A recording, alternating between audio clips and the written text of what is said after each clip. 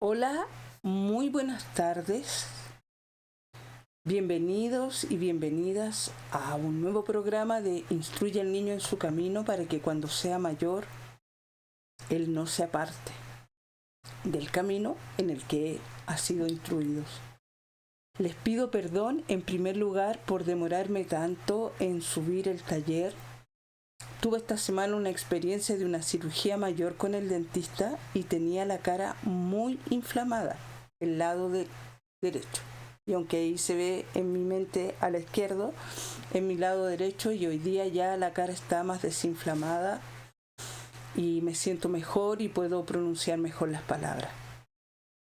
Pero no con la fluidez de las semanas anteriores. Sin embargo, me he tomado la asignación que se me dio de hacer este programa de manera no solo responsable, sino que quiero hacerlo con excelencia y de manera diligente, porque entiendo que si me dejo estar justificando de manera correcta que no puedo hablar mucho, que mi cara todavía está hinchada y mis dientes se están reajustando en el implante que está hecho, lo que no me avergüenza, por supuesto, pero se me va a acumular en la semana otro programa y también siento que eso puede ser una trampa para mí y sentir que voy atrasada y empiezo como en una máquina, en una rueda de hámster, de ardilla, y no voy a cumplir el cometido. Y se van a ir, cuando abrimos una puerta, se van abriendo otros obstáculos y al final el programa va a quedar estancado y no lo deseo. Porque entiendo que es la asignación que se me dio para este tiempo y quiero ser obediente en esa asignación. Terminamos durante 5 programas la historia de Juan y su padre Zacarías y su madre Elizabeth, y cómo en esta educación correcta que ellos le dieron, la vida de Juan tuvo un propósito y este propósito logró trascender el tiempo y llegó hasta hoy y sigue y seguirá otras generaciones porque sus padres lo educaron de manera correcta y él hizo lo que había sido llamado a ser. No vamos a hablar de destino, porque hablar de un Dios que nos dio un destino es hablar de un Dios que nos ha negado la libertad desde desde el vientre de nuestra madre, y eso no es así. Él tenía un propósito, podía cumplirlo o no cumplirlo, y en la madurez y en la obediencia con que él fue formado, él llevó a cabo lo que le correspondía. Pero hoy día vamos a hablar de algo totalmente opuesto, porque la Biblia está llena de relatos de personas que han hecho lo bueno y lo malo delante de Dios, y Dios ha tenido una relación para con ellos, y la mayoría de las veces esa relación siempre está basada en la misericordia de Dios, no en su juicio, sino en su misericordia, pero Él también es un Dios justo. Esta es una historia un poco larga, voy a tratar de sintetizarla de la mejor manera posible por la adicción de la que yo estoy teniendo en este tiempo y para que no robar su tiempo y su atención de manera desmedida. La idea, yo también escucho muchos podcasts de 40, 60 minutos, pero tengo que reconocer que no siempre me siento a escucharlos. Muchas veces, a veces estoy cocinando, a veces estoy trabajando en la huerta. Generalmente estoy haciendo algo y en esa oportunidad me doy de escuchar y de ir aprendiendo. Pero para que no ocupar su tiempo, voy a contar que lo que ocurre aquí está en el primer libro de Samuel, desde el capítulo 1, comenzando por el versículo 9 y termina en el capítulo 4, en el versículo 22. Yo no voy a leer estos capítulos, pero se los voy a sintetizar, a resumir, a comentar y también, por supuesto, a parafrasear. Entonces la historia es la siguiente. Este capítulo se llama Hijos preciosos, hijos con privilegios. Cuenta el primer libro de Samuel que había un matrimonio que iba todos los años a Jerusalén a ofrecer sacrificio por las fiestas que tenía como obligatorias el pueblo de Israel. En esta ocasión en que iba este matrimonio, cuya esposa se llamaba Ana, una de las esposas, la característica de ella era que ella no podía engendrar hijos porque el esposo de ella a la vez tenía otra esposa que ya tenía otros hijos. Pero no es de Ana quien quiero hablar, ni del fruto de su vientre todavía. Quiero hablar del sacerdote que estaba a cargo en ese tiempo del templo. Y este era un sacerdote que se llamaba Elí, que era un sacerdote que siempre estaba sentado. Con este pequeño detalle nos dicen que él era un hombre pasivo. También después fortalecen este relato diciendo que además él era un hombre gordo. Puede haber sido obeso o con sobrepeso, pero su corporalidad le hacía estar sentado. Porque llega un momento en que cuando uno está con mucho sobrepeso, duele la rodilla y duele la espalda, y es en la postura sentada donde uno mejor se puede sostener.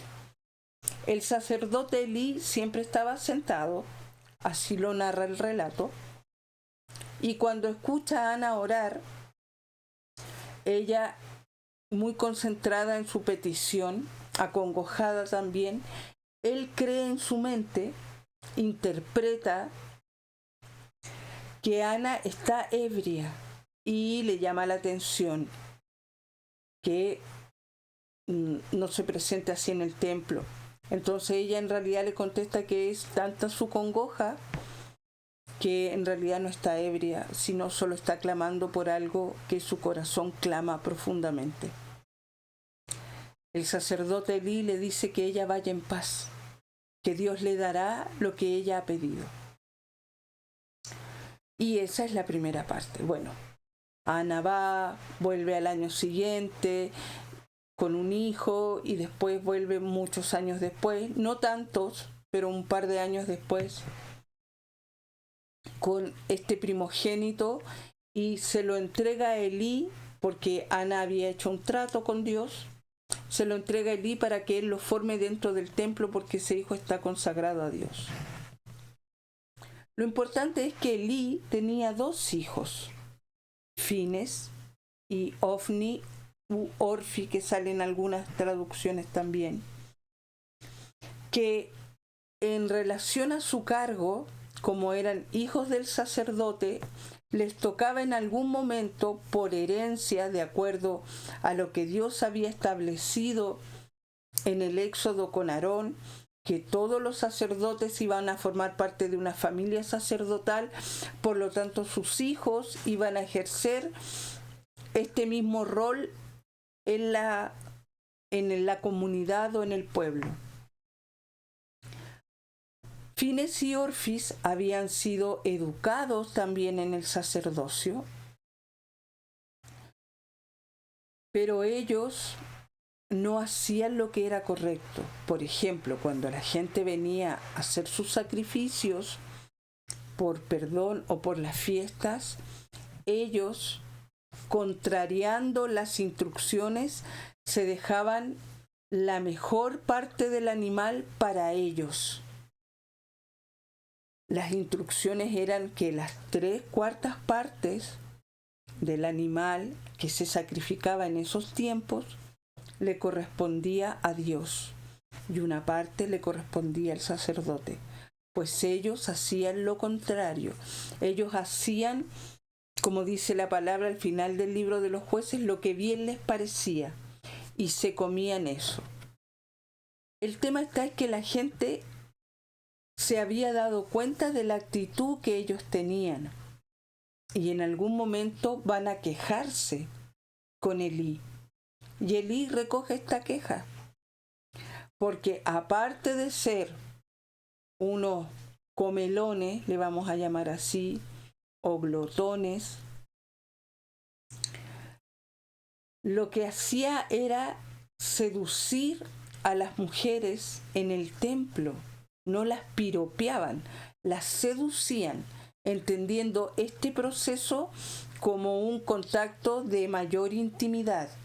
Hay otras traducciones que dicen que ellos tenían intimidad con mujeres que eran prostitutas. Entonces, una vez recogido estos antecedentes, porque en realidad las personas de alrededor se fueron a quejar a Elí, a decirle: mira a tus hijos que tienen que ser un ejemplo, estoy parafraseando, recuerden, para nuestros hijos se comportan de mala manera. Además, ellos eran muy groseros dentro del templo y fuera del templo.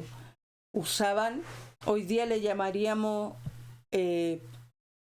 groserías, malas palabras, blasfemias, glosolalia también se llama, garabatos, insultos.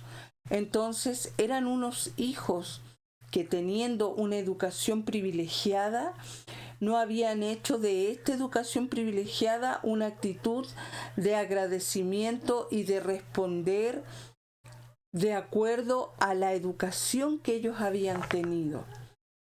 En Chile, cuando existen hijos así, que le llamamos malcriados, también les llamamos niños hijos de papá. Es decir, ellos tienen la posibilidad de hacer muchas cosas porque sus papás les han proveído de todo lo que necesiten y más. Por lo tanto, ellos no alcanzan a tener la conciencia o el pensamiento de que para ellos haber tenido todas sus necesidades cubiertas, ha habido una serie de sacrificios y estrategias que sus padres o sus madres han tenido que hacer para suplir en ellos estas necesidades. Sacrificio no solo viene de una palabra así como ¡ay, que me cuesta, qué doloroso! También sacrificio viene de la raíz de sagrado, ¿ya? Entonces nuestros sacrificios también son un acto sagrado, no solo porque los cuestan, sino por todo lo que significa que hay que hacer alrededor. Elí conversa con ellos, digamos que le llama la atención, pero sus hijos en realidad hacen caso omiso de lo que diga su padre. Su padre ya tenía problemas de visión, y como en realidad era un hombre más bien pasivo y un poquito gordo, simplemente no oyeron el consejo ni la dirección, o como diríamos en Chile, no le hicieron caso, ¿ya? Entonces, si bien su padre está consciente de lo que ellos hacen, y dicen que el pueblo se está viniendo a quejar por lo que ellos hacen, ellos no cambian la actitud y su padre tampoco cambia la estrategia. En una de esas noches y de esos tiempos, Dios llama a Samuel, recordando que lo vamos a tocar de manera tangencial, porque no es de Samuel y Ana y su padre del que queremos hablar ahora, sino más bien del sacerdote Elí y sus hijos Fines y Orfi. Y Samuel va una vez escuchando su nombre, creyendo que lo llama el sacerdote Elí. Elí le dice que él no lo ha llamado. Hay una segunda llamada, vuelve donde el sacerdote le dice que no, que se vaya a acostar, que él no ha sido. Y hay una tercera. Y ahí Elí presiente y le dice: Samuel, es la voz de Dios. La próxima vez que escuches el llamado, di: Señor, heme aquí. Efectivamente ocurre una tercera llamada y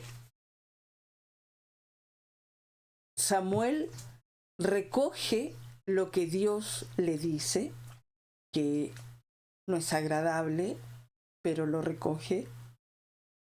Y al otro día le dice al sacerdote Elí lo que va a ocurrir.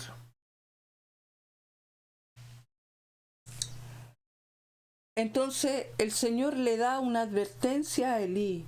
Le dice que por no corregir a sus hijos, se lo está advirtiendo, por no corregir a sus hijos, él se ha dado cuenta de la queja del pueblo y es consciente de que él, como su padre, en realidad no da un buen testimonio y no corrige a sus hijos como tiene que hacerlo. Y que desde esa perspectiva viene un juicio a sus hijos que, llegado en un momento, él lo va a saber. Y Elí, la verdad es que así como, bueno, si eso fue lo que Dios te dijo, ya así ha de ser. De hecho, le dijo que suceda lo que tenga que suceder. Pasa el tiempo, no dice cuánto tiempo, pero tampoco habla de años. Y después, ya que Elí estaba completamente ciego, no solo ciego físicamente, sino también muy ciego espiritualmente. Quizás, voy a especular, como Elí era un hombre que tenía sobrepeso y después dice que estaba ciego, es probable también que Elí haya tenido diabetes, porque una de las características de la diabetes, no necesariamente el sobrepeso, pero sí la ceguera. Esto a nivel natural. Viene otro hombre enviado de Dios y le habla a Elí y le dice que Elí, por haber considerado más a sus hijos que al propio Dios, él va a darle un escarmiento al pueblo de Israel, completo, no solo a sus hijos. Lo que va a hacer con sus hijos es que les va a quitar a los dos la vida al mismo tiempo. Y Elí, en este estado más que pasivo, yo diría catatónico, espiritual, y en el rol que le tocaba, le dice que en realidad que suceda lo que tenga que suceder nomás.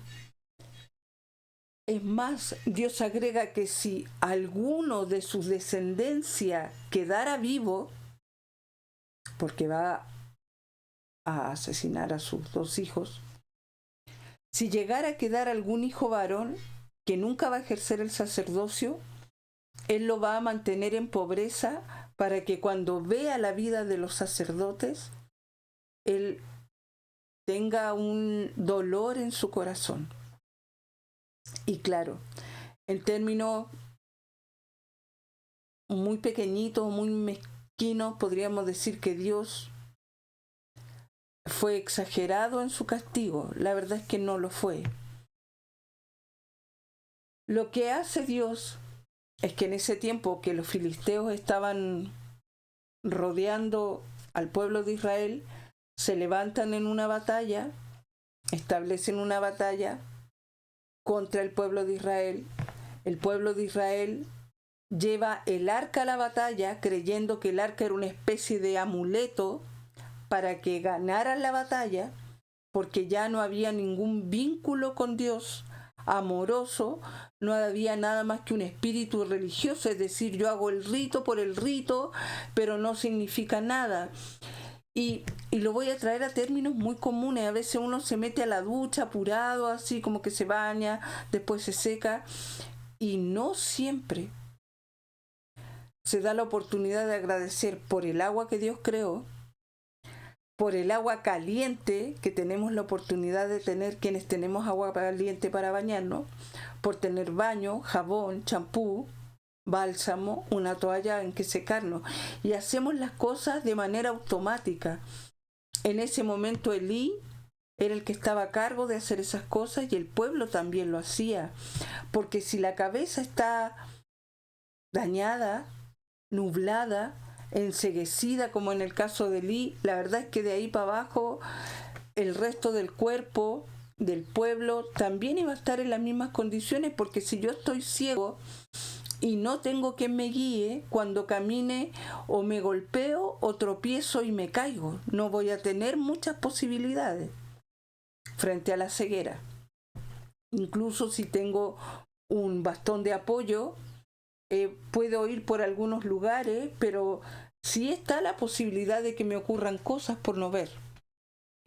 Finalmente, el arca es tomada por los filisteos, el pueblo de Israel se desalienta, los hijos de Elí son asesinados y el único sobreviviente va donde Elí y le cuenta lo que ha ocurrido, le cuenta que sus hijos se han muerto y también le cuenta que el arca ha sido capturada. Para Elí, que el arca haya sido capturada fue tan sobrecogedor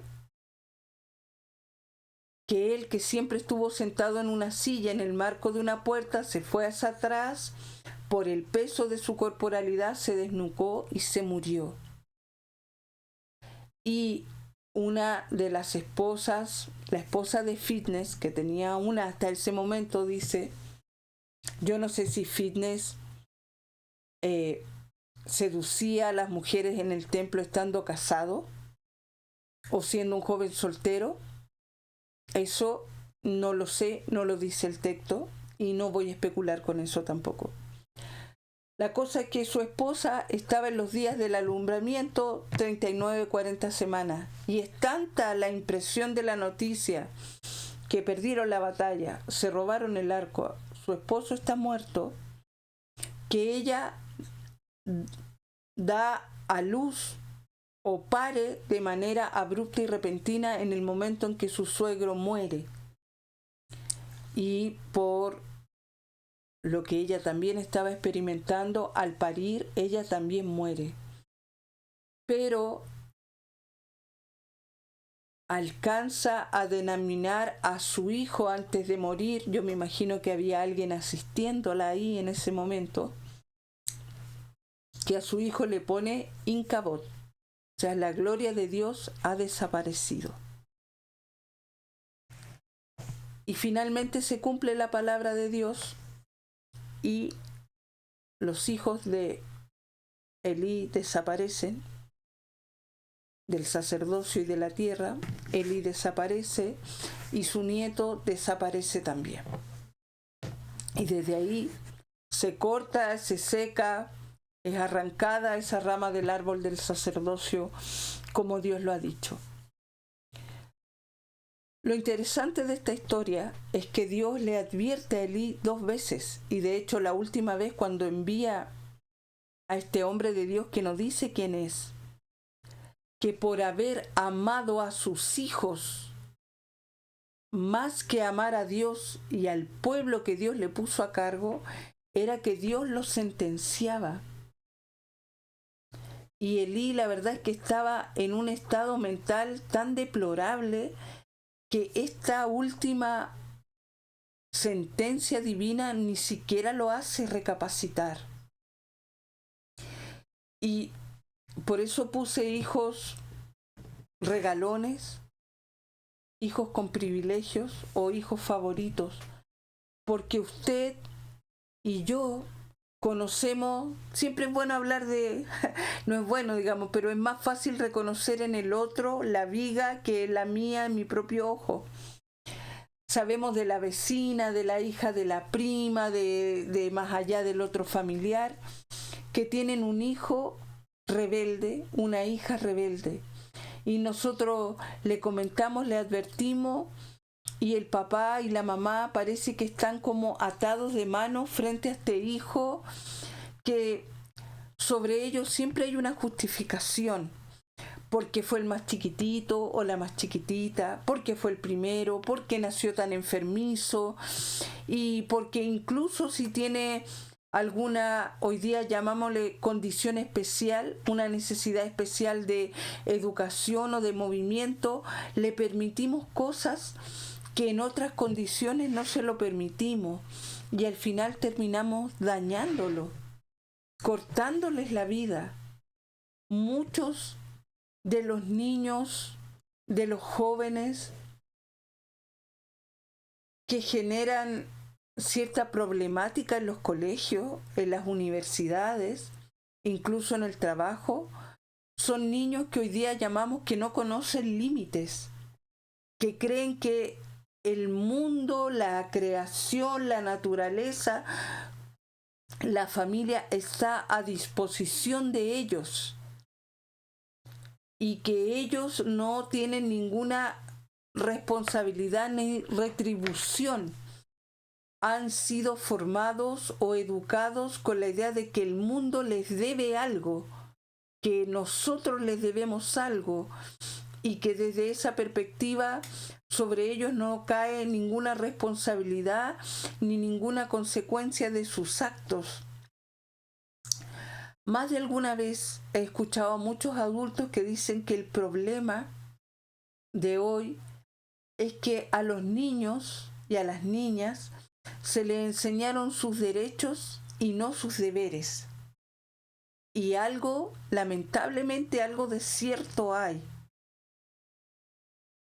No voy a negar que gran parte, desde la mitad del siglo XX hacia atrás, el trato hacia la infancia era un trato inhumano. No quiere decir que hoy día no sea. Hay niños secuestrados hoy, usados para el narcotráfico, para la pornografía infantil. Hay niños que crecen en hogares realmente que finalmente el colegio es el mejor lugar donde pueden estar y otros simplemente se van a la calle.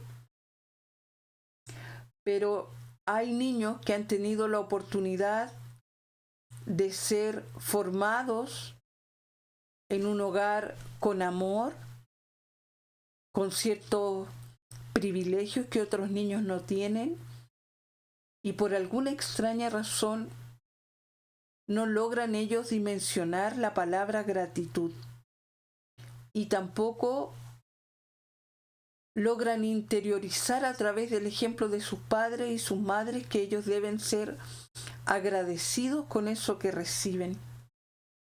Y sus madres y sus padres siempre tienen una justificación. También me ha tocado escuchar muchas veces que el hijo de la directora, el nieto de la directora, el hijo de la profesora a veces son los más mal portados. Pero como son hijos de alguien que tiene un puesto de privilegio, finalmente no logramos decirle a aquel que tiene el puesto con el privilegio que corrija a su hijo. Y tenemos que siempre estarlo como entre aguantando, conteniendo, soportándolo. Y estoy segura que usted lo ha visto. En una casa de un familiar, donde un vecino, en el mismo colegio, en el trabajo. Si no lo paramos a tiempo, estos niños no necesariamente experimentan la muerte física como habla aquí la palabra de Dios. También experimentan la muerte de los dones y talentos con que han sido formados. En la universidad, por aquellos años atrás cuando estudiaba sociología, yo tuve el privilegio y el honor de conocer alumnos, sobre todo alumnos, también algunas alumnas, pero menos que los alumnos de varias carreras, incluyendo la que yo estudiaba, que eran simplemente unos genios. Tenían unas mentes brillantes. Sinceramente ellos no necesitaban como uno estudiar, quemarse las pestañas como el Chavo del Ocho, así cuando estudia, no lo necesitaban. Y ellos sabían que tenían este don especial, pero a su vez eran tan indisciplinados con su propio don que muchos de ellos, no todos, pero muchos de ellos y ellas no lograron terminar la carrera, siendo todo lo inteligente y brillante que eran. Permiso. Porque se sentían tan inteligentes que creían en su necia inteligencia, aunque parezca un oxímoron se llama,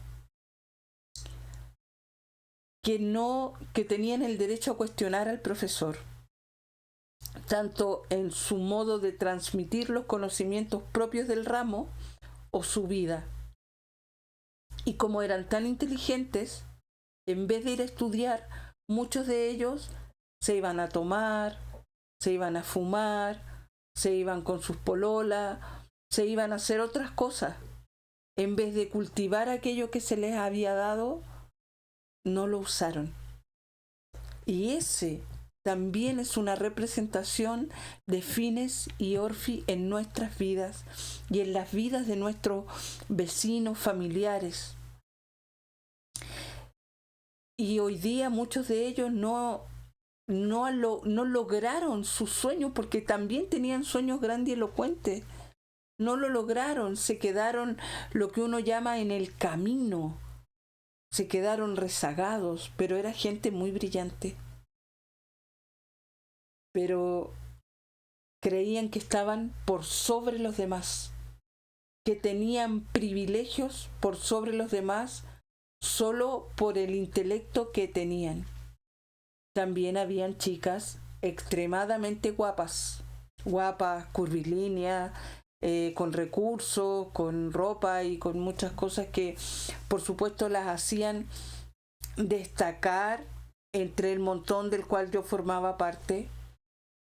Y algunas de ellas también fueron muy perversas con otras chicas y con otros chicos que se enamoraron de ellas.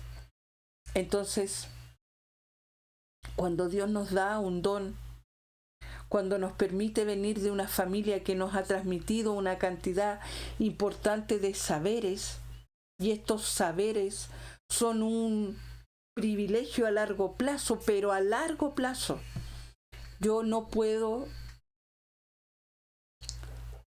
no tener gratitud con respecto a eso. Porque si no, no soy más que una manzana pintona dentro de un cajón de manzanas maduras y finalmente me van a desechar porque nadie se quiere comer una manzana que todavía no madura porque nos hace mal a la digestión. Si nos saltamos la disciplina hacia nuestros hijos e hijas y hacia nuestra propia vida, lo que está diseñado para nosotros y para nosotras se va a truncar, nos guste o no. Y lo maravilloso es que Dios siempre nos va a advertir a través de alguien, de su palabra en primer lugar, de un amigo, de nuestro esposo, de nuestra esposa, incluso de unos hijos, siempre nos va a advertir. Creo que el mayor error de Elí fue su pasividad. Hoy día nadie quiere ejercer la autoridad sobre los hijos. A nadie le gusta tener la autoridad, saber decir no. Los hijos ejercen autoridad sobre nosotros, a veces, no en mi caso, sinceramente, y son ellos los que nos dicen no a nosotros. Le tenemos miedo a la autoridad, creemos que vamos a dañar al otro, porque por supuesto muchos vienen de lo que hablábamos en los primeros capítulos, de una experiencia autoritaria, Entonces no sabemos cómo ejercer esta autoridad sin llegar al mismo modelo, pero Dios es autoritativo y en Él encontramos todo lo que necesitamos. La disciplina no es solo el proceso, comillas, del golpe. La disciplina es un entrenamiento, es un ir haciendo paso a paso. La disciplina tiene, digamos, como tres caminos. El primero es el camino de el advertir, el enseñar. El segundo es el camino de, le llamamos también el reprimir. Y el tercero, que no es necesario, ojalá, es la experiencia física del contrañir. Entonces, ¿a qué voy con esto? Mamá, tengo un cumpleaños hoy día donde una amiga. ¿Puedo ir? Si yo conozco a tu amiga, te voy a dejar a su casa y crees que puedes venir sola siempre y cuando sea una distancia prudente. Te voy a pedir, hagamos un compromiso, yo te dejo ir y tú vas a llegar, todo es un ejemplo, a las 9 de la noche. No a las 9 un minuto, a las 9 de la noche. Ya, de acuerdo. Si crees que te vas a atrasar por alguna razón, porque justo están partiendo el pastel a las 9 de la noche, tú llamas y me dices, mamá o papá, están partiendo el pastel, me voy en 15 minutos más, o pueden ustedes por favor venir a buscarme. Eso siempre es una posibilidad. Si solo llama, ya no te preocupes, hija, nosotros entendemos, tú te vienes para acá. Y nosotros, a la próxima vez que tú llegas y dices que vas a llegar a las 9:15, llegas a las 9:15, nosotros lo conversamos contigo y te decimos, la próxima vez que tú quieras salir, hija, si tú crees que te va a ocurrir lo mismo, bueno, te vamos a extender hasta esa hora.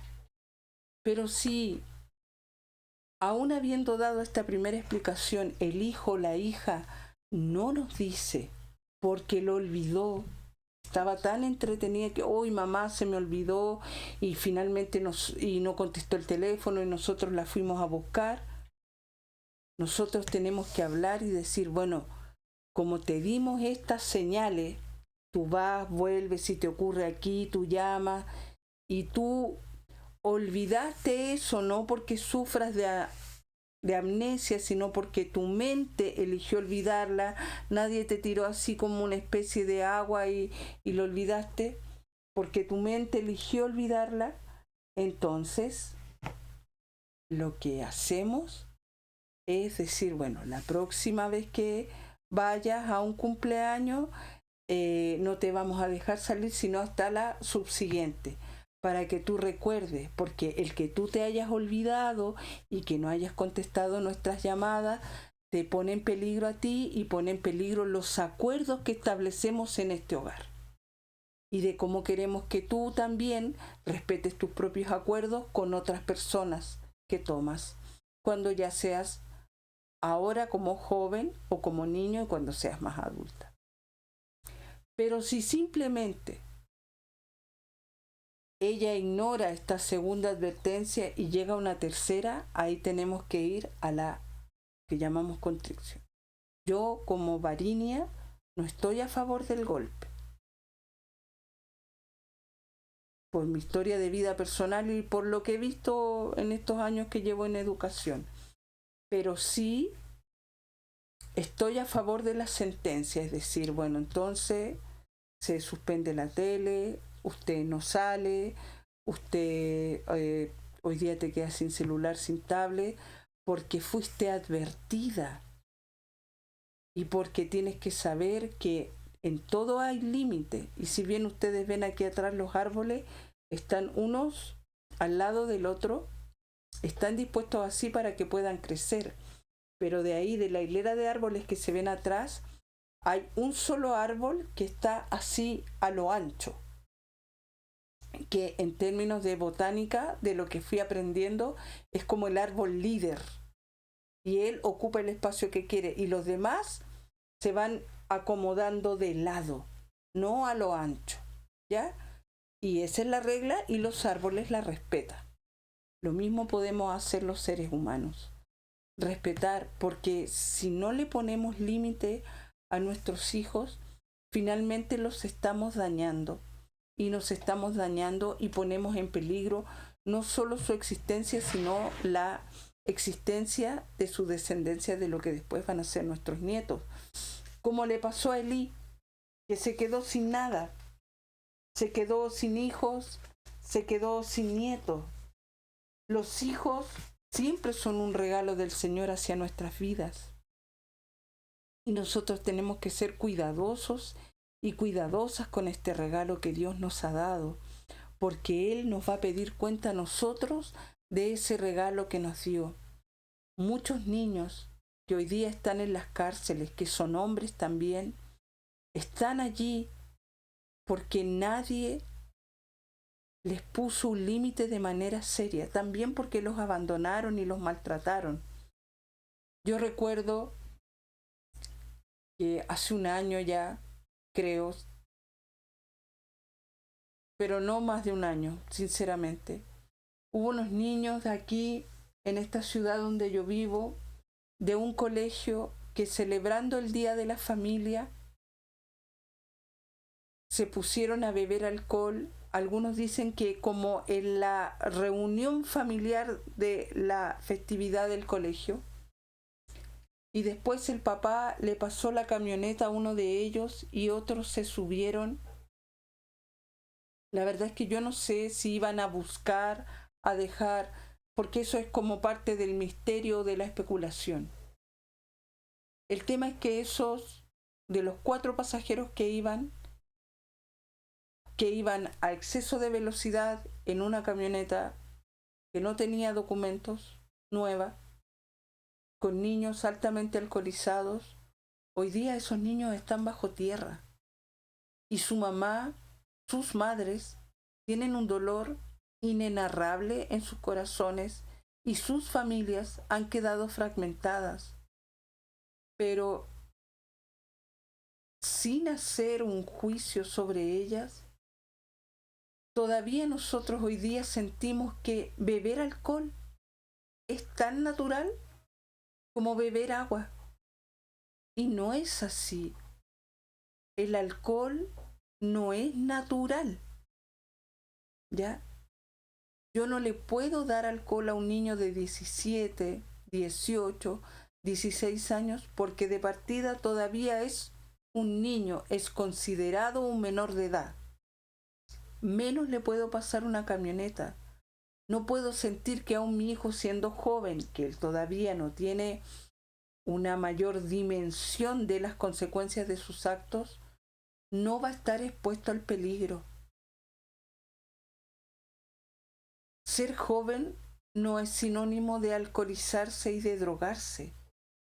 Eso es una conducta errónea que viene formándose de generación en generación hacia esta etapa tan extraordinaria de nuestra vida, porque es cuando más capacidades físicas e intelectuales tiene el cuerpo humano. No es que después se acaben, pero ahí uno puede hacer muchas cosas.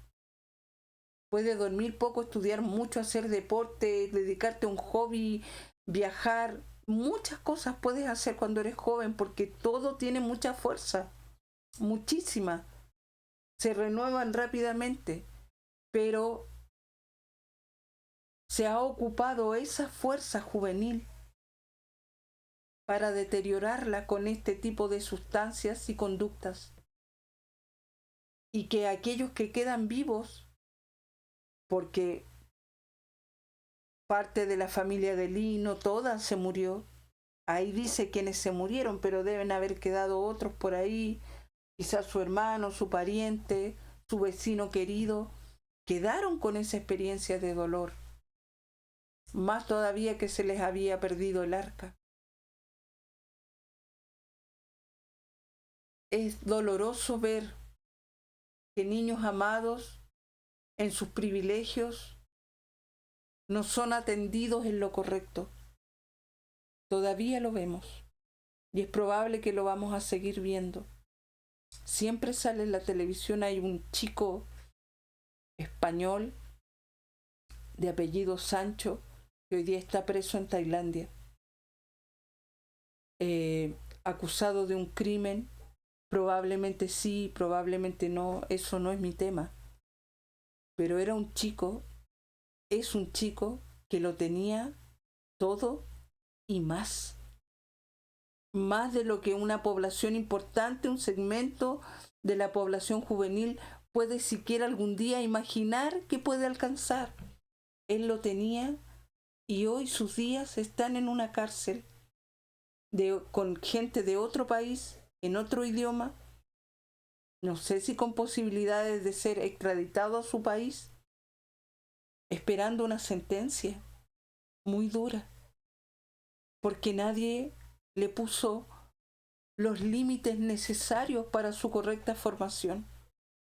Por eso tenemos que educar a nuestros hijos en el camino, no tener miedo a que nos digan, es que estoy aburrido, como si fuera así como sinónimo de eres mal padre, mala madre, negligente. O sea, si Newton no se hubiese aburrido, jamás le habría caído la manzana del árbol. El aburrimiento es una estrategia que tiene nuestro cerebro para expandir sus capacidades. El ser humano necesita aprender a través del movimiento, aunque hoy día el celular nos lo dé todo.